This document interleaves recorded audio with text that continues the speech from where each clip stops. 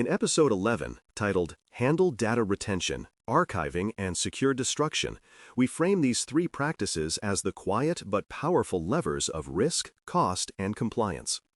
Retention defines how long data lives and why. Archiving defines how it sleeps but remains retrievable.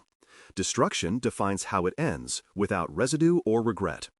Each carries measurable impact. Too little retention, and evidence or knowledge disappears. Too much, and cost, exposure, and privacy risk expand indefinitely.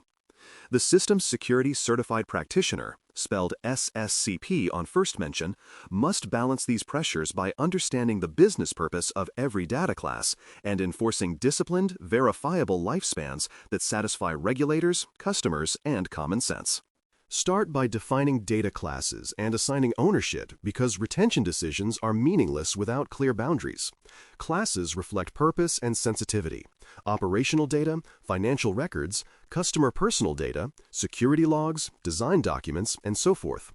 Each class receives a single accountable owner who understands both the business function and the legal context. Retention then maps to three anchors: business value, legal mandates, and regulatory frameworks such as privacy laws or industry standards. For example, a financial transaction record may have a 7-year legal requirement, while a customer support ticket may justify retention for 2 years post-closure.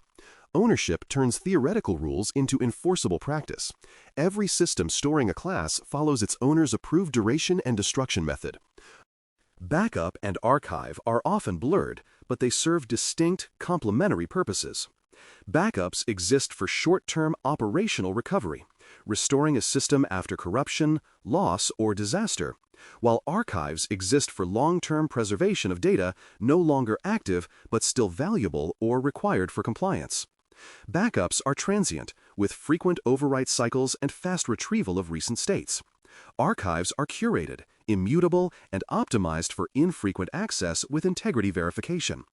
In practice, backups restore operations. Archives preserve records. Treat them separately in documentation because auditors and incident responders will test them differently. A sound program defines retention, encryption, and recovery expectations for each, ensuring integrity is verifiable and access is traceable. Creating a retention schedule is how you convert legal advice and business logic into operational action.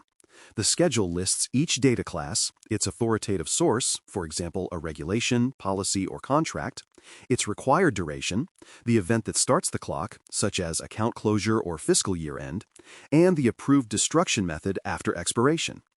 Every entry shows who approved it, when it was last reviewed, and where it is implemented in systems. The schedule must live where operations can use it, not buried in a governance binder. Systems reference it directly in configuration files, lifecycle policies, and automated workflows. When auditors ask, "How long do you keep this data and why?" the retention schedule answers in one line, not a meeting. Legal hold mechanics add controlled exceptions without chaos. When litigation, investigation, or regulatory inquiry arises, a legal hold suspends deletion for specific data classes or records. Implementation requires two qualities: universality and non-tampering. Universality ensures that the hold propagates across systems storing affected data, whether on-premises or cloud. Non-tampering ensures the data is locked but not altered, maintaining admissibility. The hold process begins with a formal notice, includes confirmation from data custodians, and ends with documented release. Audit logs must show when deletion tasks were paused and later resumed. This balance-preserving evidence without breaking retention automation distinguishes mature programs from ad hoc freezes that last forever.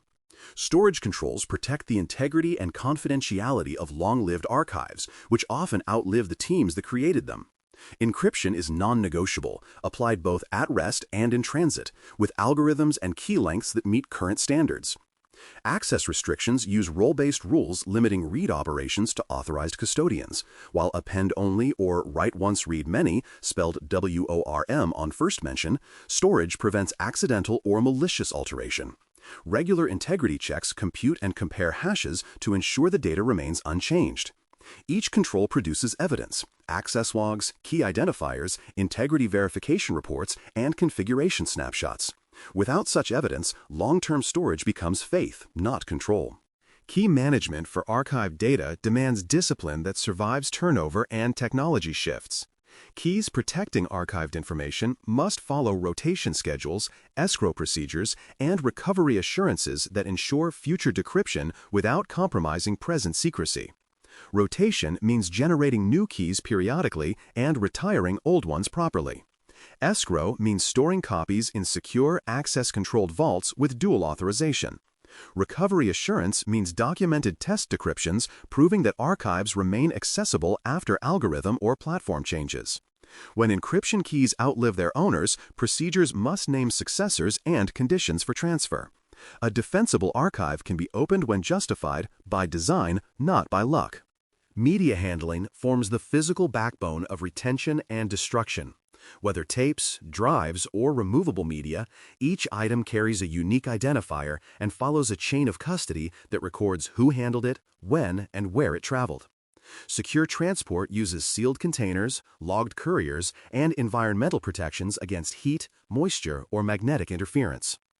Off-site storage facilities require access logs, video monitoring, and background-checked staff, with inventory reconciliations at defined intervals. A credible audit can match every serial number to a signature trail. When chain of custody is reliable, data location and condition are never guesses.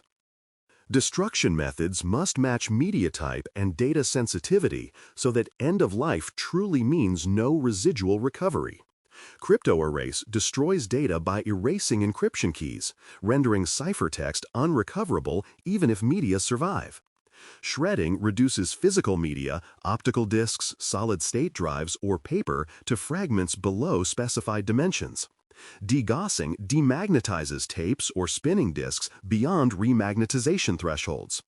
Each event is recorded with media identifiers, date, method, technician, and supervising witness, producing a certificate of destruction signed and stored with the retention log. Verification samples or third-party audits confirm that destroyed items match inventory and method.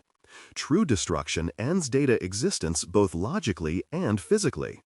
Cloud lifecycle policies automate retention and destruction through tags, buckets, and transitions defined in provider configurations.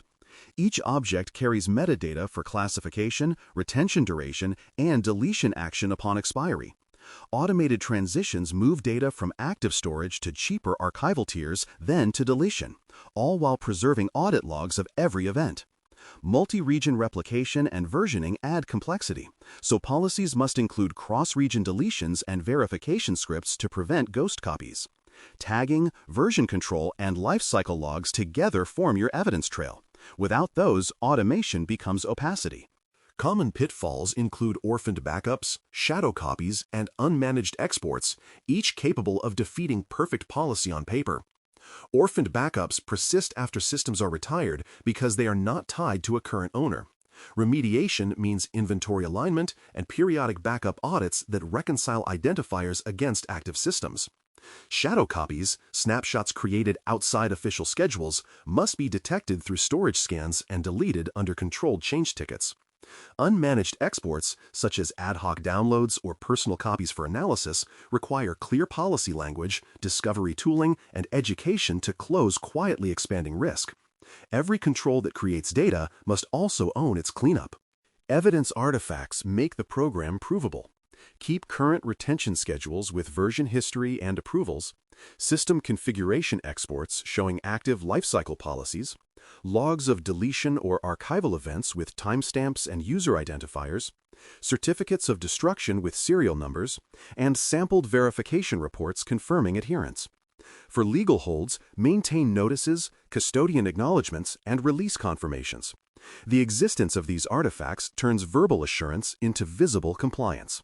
Consider a short scenario where a customer submits a privacy deletion request under a regional privacy regulation.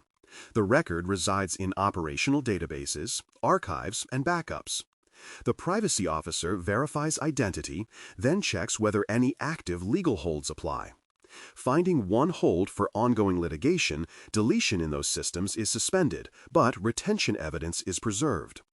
In unaffected systems, deletion proceeds automatically under retention policy, and confirmation logs capture completion. Once the hold lifts, a queued deletion job purges remaining records, and the final report closes the request.